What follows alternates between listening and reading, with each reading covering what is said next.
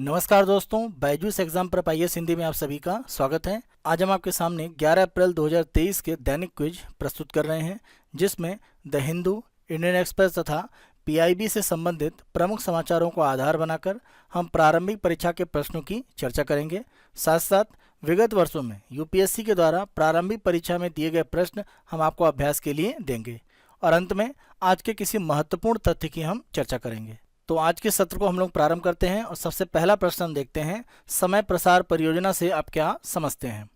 देखिए, जब हम समय प्रसार परियोजना की बात करते हैं तो इसको प्रमुख रूप से टाइम डिसएमिनेशन प्रोजेक्ट के नाम से भी प्रमुख रूप से जाना जाता है। इस प्रोजेक्ट के संदर्भ में प्रमुख रूप से ये कहा जा रहा है कि अगर ये सही से लागू हो पाता है तो इसके माध्यम से हमारा एक तरह से प्रयास ये रहेगा कि पश्चिमी देशों पर हमारी जो निर्भरता है एक तरह से समय को लेकर वो एक तरह से समाप्त हो जाएगी।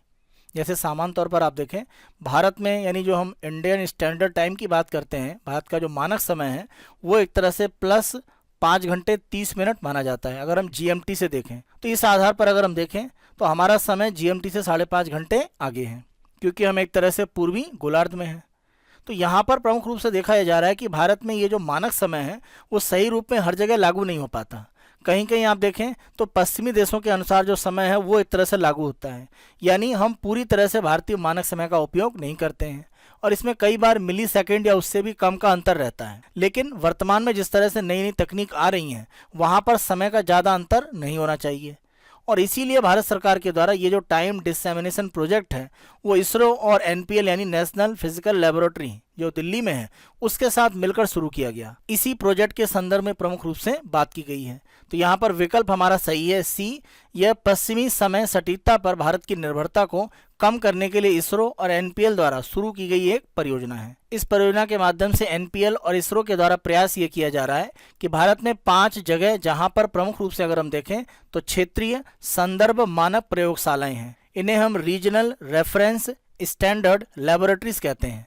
और ये अगर हम देखें तो डिपार्टमेंट ऑफ कंज्यूमर अफेयर्स यानी उपभोक्ता मामलों का जो विभाग है, जो उपभोक्ता मामलों के मंत्रालय के अधीन है, उसके अंतर्गत आता है और ये अहमदाबाद में है, बेंगलुरु, भुवनेश्वर, फरीदाबाद और गुवाहाटी। तो इनके माध्यम से एक तरह से कोशिश ये की जा रही है कि भारत में प्रौद्योगिकी और बुनियादी ढांचा मजबूत किया जाए, जिससे कि जो दूरसंचार ऑपरेटर है, पावर ग्रिड है, वित्तीय संसाधन है, डाटा केंद्र है या आम नागरिक तक जो भी एक तरह से भारतीय मानक समय का उपयोग करने की स्थितियां हैं उसको और ज़्यादा सटीक किया जा सके। इससे नेविगेशन, चाहे हम एक तरह से वायुयान की बात करें या समुद्री जहाज की बात करें, वहाँ पर स्थितियाँ आसान होंगी। टेलीकम्युनिकेशन, इंटरनेट, पावर ग्रिड का जो सिंक्रोनाइजेशन है वो सही होगा। बैंकिंग सिस्टम में समय का जो अंतर है रियल टाइम में हो पाएगा वो समाप्त होगा। डिजिटल गवर्नेंस, ट्रांसपोर्ट सिस्टम, वित्तीय लेन देन, रक्षा प्रणाली, साइबर जो भी एक तरह से हमले हैं वहाँ पर हम देखें तो साइबर सुरक्षा को मजबूत किया जा सकता है। साथ साथ आर्टिफिशियल इंटेलिजेंस और इंटरनेट ऑफ थिंग्स और 5G जैसे जैसे मजबूत हो रहा है वहाँ पर भी अगर हम देखें तो हमें कहीं ना कहीं जो हमारा मानक समय है उसका बेहतर रूप में उपयोग करना है। भारतीय मानक समय का अगर सटीक रूप में उपयोग हो पाए तो माना जा रहा है कि उच्च श्रेणी की जो अनुसंधान है वहाँ पर नैनो सेकंड की जो सटीकता है वो हम प्राप्त कर सकते हैं। और ये अगर हम देखें तो जो भी एक तरह से मौलिक भौतिक स्थिरांक का मापन होता है उसमें, गुरुत्वाकर्षण तरंगों की बात करें उनका पता लगाने में, भूगणित की बात करें, गहरे अंतरिक्ष के नेविगेशन और रेडियो टेलीस्कोप में उपयोग होता है। तो कई क्षेत्रों में आप देखें एक तरह से समय की जो सटीकता है उसका महत्व है। दूसरा प्रश्न हम देखते हैं, संयुक्त राष्ट्र लोकतंत्र कोष के संदर्भ में सही कथनों की पहचान कीजिए। पहला, इसकी स्थापना वर्ष 1991 में यूएसएसआर के पतन के बाद की गई थी। तो ध्यान रखें, इसकी जो स्थापना है वो 2005 में की गई थी और ये वही समय था जब भारत और अमेरिका के बीच में एक तरह से जो न्यूक्लियर डील है वो हस्ताक्षर की गई थी। उसी के साथ साथ अगर हम देखें तो संयुक्त राष्ट्र लोकतंत्र कोष, इसकी स्थापना के संदर्भ में भी स्थितियां बनी थी। तो ये पहला कथन इसी आधार पर गलत हो जाता है। दूसरा कथन सत्य है, क्योंकि भारत प्रारंभ से ही जब 2005 में ये कोष बनाया गया था तब इसका सदस्य था, यानी भारत एक तरह से फाउंडर मेंबर था। केवल दूसरा कथन सत्य है, इसीलिए उत्तर है हमारा बी, केवल दूसरा कथन सत्य है। 2005 में जब यह कोष एक तरह से लॉन्च किया गया था तो आप ध्यान रखें कि वहाँ पर जो भी एक तरह से वार्ताएं हो रही थी और वो वार्ताएं प्रमुख रूप से एक तरह से जो हमारा परमाणु समझौता अमेरिका के साथ हो रहा था उसके संदर्भ में था। और वहाँ पर अगर हम देखें तो वर्तमान हमारे जो विदेश मंत्री हैं एस जयशंकर, वहाँ पर प्रमुख रूप से कह सकते हैं भारत के नेगोशिएटर या वार्ताकार थे। इस फंड के माध्यम से लोकतांत्रिक मूल्यों को बढ़ावा दिया जाता है और इसके लिए चाहे स्थानीय हो या कोई अंतर्राष्ट्रीय एनजीओ हो या कोई सिविल सोसाइटी का संगठन है, उसको प्रमुख रूप से आर्थिक सहायता दी जाती है। इस कोष के द्वारा अगर हम देखें तो जॉर्ज सोरोस के अलग अलग जो एनजीओ हैं उनको भी फंड दिया गया है। और आप देखें वर्तमान में जॉर्ज सोरोस थोड़ा सा विवादित थे, क्योंकि उन्होंने भारत के संदर्भ में कुछ ऐसे बयान दिए थे जिसमें उन्होंने भारत में जो स्थितियां थी उसकी कुछ आलोचना करी थी। लेकिन यहाँ पर अगर हम देखें तो इस फंड से प्रमुख रूप से पैसा दिया जा रहा है जॉर्ज सोरोस के एनजीओ को भी। और आप ध्यान रखें कि भारत इस फंड में सबसे बड़े योगदान करने वाले देशों में एक है। अगर हम आंकड़ा देखें तो 2005 के बाद से भारत ने लगभग $32 मिलियन का इसमें योगदान किया है और भारत चौथा सबसे बड़ा कंट्रीब्यूटर है। अगर हम केवल पिछले वर्ष का आंकड़ा देखें तो हमने लगभग $15 लाख का योगदान किया है। इस आधार पर भारत इस फंड में चौथा सबसे बड़ा योगदानकर्ता बन जाता है, जितने भी 45 देशों ने इस फंड में योगदान दिया। इसमें अगर हम देखें तो पहले स्थान पर यूएसए, दूसरे पर स्वीडन, तीसरे पर जर्मनी और चौथे पर भारत। तीसरा प्रश्न हम देखते हैं, निम्नलिखित कथनों में से कौन सा या कौन से सही हैं? यह है पहला, भारत में भारतीय चुनाव आयोग द्वारा घोषित 6 राष्ट्रीय दल हैं।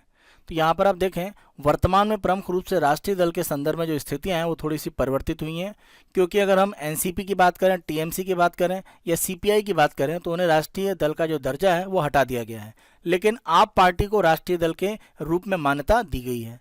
तो इस आधार पर आप देखें 3 दलों को हटाया गया है लेकिन एक दल शामिल हुआ है। तो इस रूप में अगर हम देखें तो वर्तमान में जो राष्ट्रीय दल भारत में उनकी संख्या हो जाती है 6। तो पहला कथन सत्य है। दूसरा, 4 या अधिक राज्यों में राज्य दल के रूप में मान्यता प्राप्त कोई भी दल राष्ट्रीय दल बनने के योग्य हो जाता है। और यहाँ पर अगर हम देखें तो कुछ शर्तें हैं, उनमें से अगर पूरी होती हैं शर्तें तो किसी दल को राष्ट्रीय दल का दर्जा मिल सकता है। पहली शर्त यह है कि वह दल 4 या अधिक राज्यों में मान्यता प्राप्त दल हो। दूसरा, यदि दल के उम्मीदवारों ने कम से कम 4 राज्यों, नवीनतम लोकसभा या विधानसभा चुनाव में कुल वैध मतों का कम से कम 6% प्राप्त किया हो और दल के पिछले लोकसभा चुनाव में कम से कम 4 सांसद हैं।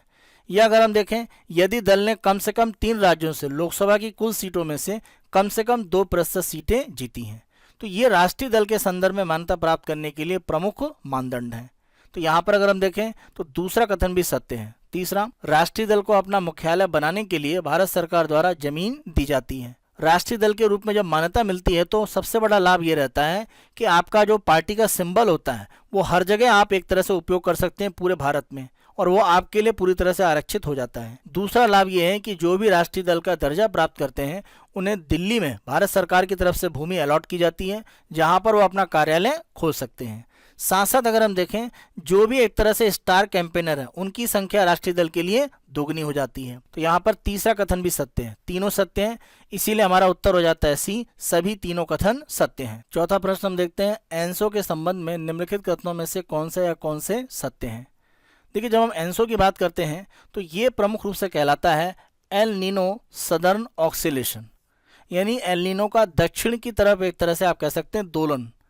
तो प्रमुख रूप से इसका मतलब ये है कि अगर हम यहाँ पर इमेज देखें तो ये प्रशांत महासागर का एक तरह से क्षेत्र है, और यहाँ पर अगर हम इसके सेंट्रल यानी मध्य क्षेत्र की बात करें और साथ साथ इसके पूर्वी, तो ये मध्य भाग है और ये एक तरह से पूर्वी भाग है।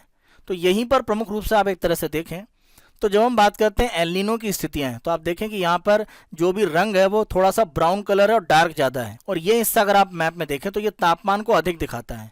यानी एल नीनो के समय में जो भी एक तरह से सेंट्रल पैसिफिक ओशन है या जो पूर्वी भाग है वहाँ पर तापमान एक तरह से बढ़ जाता है। जब तापमान की वृद्धि यहाँ पर मध्य और पूर्वी प्रशांत महासागर के क्षेत्रों में हो जाती है तो हवाओं की जो गति है वो एक तरह से पलट जाती है, और ये एक तरह से आप कह सकते हैं दक्षिण अमेरिका की तरफ हवा का प्रवाह हो जाता है। तो इससे अगर हम इंडोनेशिया ऑस्ट्रेलिया के क्षेत्रों में देखें तो सूखे जैसी स्थितियां बन सकती हैं। इसके विपरीत दक्षिण अमेरिका के क्षेत्रों में आप देखें तो वर्षा की जो संभावना वो एक तरह से बढ़ जाती है। इसी के साथ साथ अगर हम भारत में देखें तो मानसून पर कुछ फर्क पड़ सकता है। जब भी एल नीनो का समय रहता है तो यहाँ पर आप देखें जो हवाओं का प्रवाह मानसून की तरफ होता है उसमें कुछ कमी आती है, और भारत में कहीं ना कहीं मानसून थोड़ा कमजोर होता है।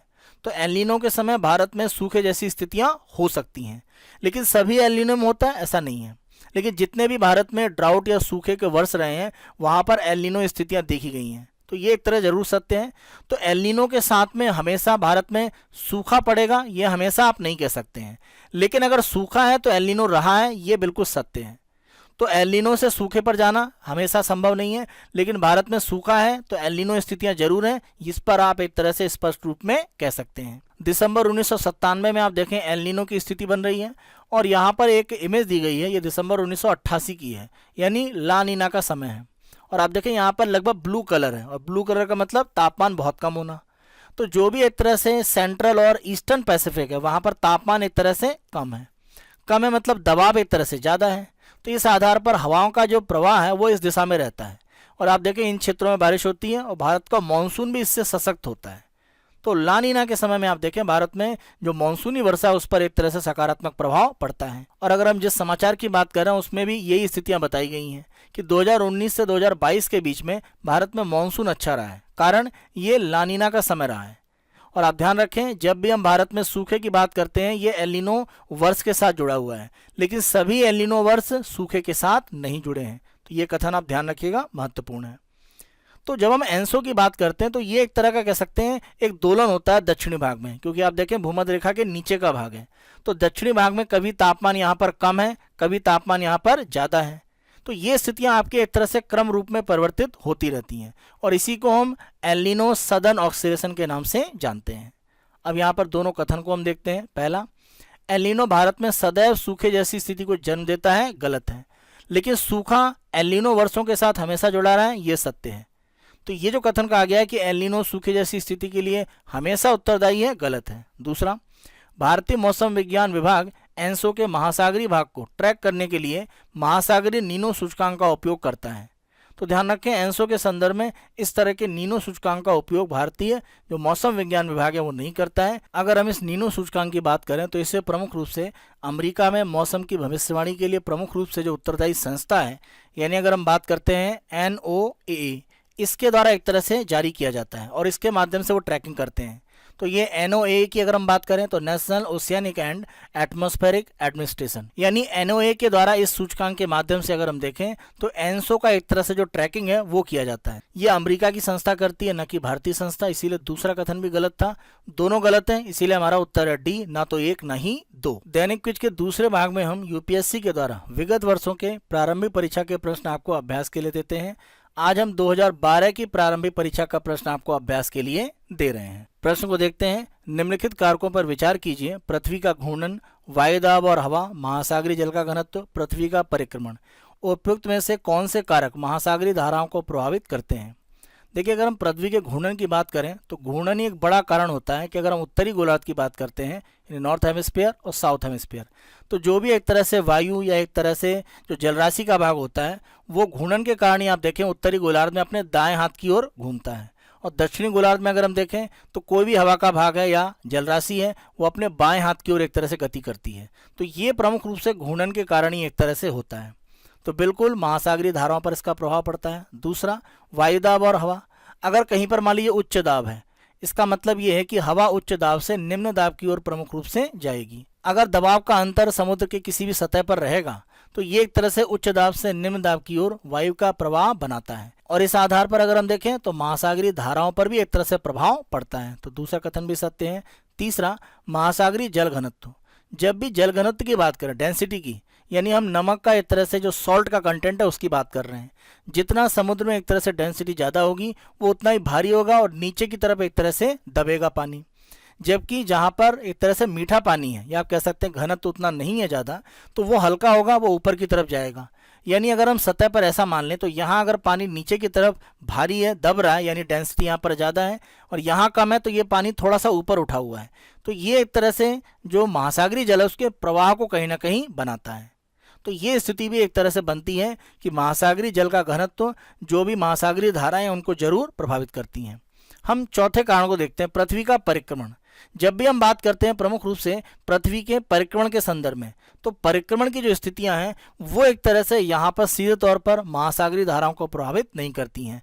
यानी पृथ्वी के द्वारा सूर्य के चारों ओर जो एक तरह से गति की जाती है, यानी अगर हम बात करें रिवॉल्यूशन, तो ये कारक एक तरह से नहीं है। तो 1, 2, 3 है, यानी हमारा उत्तर है बी, 1, 2, 3 सत्य है। दैनिक क्विज के तीसरे और अंतिम भाग में हम आज के तथ्य की चर्चा करते हैं, और आज हम चर्चा कर रहे हैं नेशनल इनोवेशन फाउंडेशन। तो इस फाउंडेशन के संदर्भ में प्रमुख रूप से अगर हम देखें तो नाम में स्पष्ट है कि इसके द्वारा नवोन्वेष या जो नवाचार है उसको बढ़ावा दिया जा रहा है, और ये भारत में विज्ञान एवं प्रौद्योगिकी जो विभाग है उसके अधीन प्रमुख रूप से काम करता है, और ये एक ऑटोनोमस यानी अगर हम देखें तो स्वायत्त शासी संस्था के रूप में काम करता है, राष्ट्रीय नव प्रवर्तन प्रतिष्ठान यानी नेशनल इनोवेशन फाउंडेशन। इस फाउंडेशन की स्थापना मार्च 2000 में विज्ञान और प्रौद्योगिकी विभाग के अधीन की गई थी। कोशिश ये था कि भारत में नवाचार और उत्कृष्ट जो पारंपरिक ज्ञान है उसको मजबूत किया जाए। साथ साथ जमीनी स्तर पर जो भी नए प्रकार के विचार हैं उनको एक तरह से नीतियों के माध्यम से और संस्थागत मदद देकर विस्तारित किया जाए, जिससे कि भारत में हम रचनात्मकता को बढ़ावा दे सकें और ज्ञान आधारित नॉलेज बेस्ड जो हमारी एक तरह से सोसाइटी है उसको हम मजबूत कर पाएं। इस फाउंडेशन के द्वारा तकनीकी क्षेत्र में व्यक्ति या स्थानीय समुदाय के द्वारा कोई भी एक तरह से नई खोज है उसको ये समर्थन देता है और साथ साथ उसको विकसित करने में मदद करता है। इसके द्वारा ये भी कोशिश की जाती है कि कोई भी नवाचार है, इनोवेशन है, नया विचार है, उसको वाणिज्यिक रूप में या गैर वाणिज्यिक रूप में कैसे भी आगे बढ़ाना है वो विस्तारित किया जाए। और उसके लिए जो भी एक तरह से मूल्य श्रृंखला होती है, यानी अगर मान लीजिए कोई व्यापारिक उत्पाद हो सकता है तो उसको मजबूत किया जाता है, जिसके लिए आर्थिक सहायता सामग्री या गैर भौतिक मान लीजिए कोई मेंटरशिप चाहिए, किसी भी तरह का कोई प्रशिक्षण चाहिए, तो उस माध्यम से वो सारा एक तरह से जो समर्थन है वो नेशनल इनोवेशन फाउंडेशन देता है। और आप देखें इसके प्रयासों का नतीजा है कि भारत में 625 से ज़्यादा जिलों में 3,25,000 से ज़्यादा तकनीकी विचार और जो पारंपरिक ज्ञान की प्रथाएं हैं उनका डाटाबेस तैयार किया गया है। और अभी तक 1093 जो जमीनी स्तर पर काम करने वाले इनोवेटर्स हैं या स्कूली छात्र हैं उनको राष्ट्रीय स्तर पर मान्यता दी गई है। इसी के साथ साथ NIF ने जो भी हमारे इनोवेटर्स हैं या पारंपरिक ज्ञान रखने वाले व्यक्ति हैं उनके माध्यम से 1250 से ज़्यादा पेटेंट दायर किए हैं। और इसमें से आप देखें 301 पेटेंट भारत में और 5 ऐसे पेटेंट हमें USA में मिल भी चुके हैं, यानी पेटेंट के माध्यम से उनके काम को एक तरह से मान्यता प्रदान कराना। इस फाउंडेशन के द्वारा जो भी जमीनी स्तर पर काम करने वाले छात्र हैं जो एक तरह से नवाचार के लिए काम कर रहे हैं, इनोवेशन के लिए काम कर रहे हैं, उनके 24 डिजाइनों के लिए मान्यता के लिए उनके पंजीकरण रजिस्ट्रेशन के लिए एक तरह से अपील की गई है, जिसमें से 20 को पंजीकरण दे दिया गया है। 11 ट्रेडमार्क का आवेदन किया गया जिसमें से 7 ट्रेडमार्क मंजूर कर दिए गए हैं। फाउंडेशन के द्वारा कोशिश ये है कि किसानों की तरफ से जो भी अलग अलग स्थानीय स्तर के पौधे की किस्मों को विकसित किया गया है और उनको संरक्षित किया जा रहा है, तो उनके लिए एक तरह से संरक्षण के लिए आवेदन किए गए हैं। और 78 ऐसे पौधों की किस्में हैं जिनको विकसित किया गया है और 23 के लिए अगर हम देखें तो रजिस्ट्रेशन हो चुका है। स्थानीय स्तर पर जो भी परंपरागत ज्ञान है उस आधार पर जो नई किस्में विकसित की जा रही हैं उनको भी ये फाउंडेशन एक तरह से समर्थन दे रहा है। एक और पहल अगर हम देखें तो भारत में जो लघु उद्योग विकास के लिए बैंक है SIDBI, उसके द्वारा यहाँ पर प्रमुख रूप से एक समर्थन दिया गया है। और उसकी सहायता से अगर हम देखें तो NIF की तरफ से यानी नेशनल इनोवेशन फाउंडेशन की तरफ से माइक्रो वेंचर इनोवेशन फंड चलाया जा रहा है, जिसमें 238 नए प्रकार के जो विचार हैं उनको किस तरह से उद्योग में बढ़ावा दिया जा सके, कैसे वो जोखिम का सामना करके आगे बढ़ सकते हैं, उसके लिए जोखिम पूंजी दी जा रही है। और अभी वो एक तरह से आप कह सकते हैं संचालन के अलग अलग चरण में है। तो ये समर्थन देके जो भी हमारे नए विचार हैं उनको औद्योगिक स्तर पर उत्पादन की स्थितियों में लाने के लिए इस फाउंडेशन के द्वारा प्रमुख रूप से कार्य किया जा रहा है। आज के दैनिक क्विज को हम यहीं पर समाप्त करते हैं। Byju's exam prep IAS Hindi को आप बहुत अधिक पसंद कर रहे हैं, अधिक से अधिक संख्या में लाइक करें, शेयर करें। और अभी तक अगर आपने हमारे यूट्यूब चैनल को सब्सक्राइब नहीं करा है तो हमारे यूट्यूब चैनल को आज ही सब्सक्राइब करें। और हमारी इस पहल के संदर्भ में आपके जो भी विचार हैं वो कमेंट बॉक्स में अवश्य बताएं। धन्यवाद।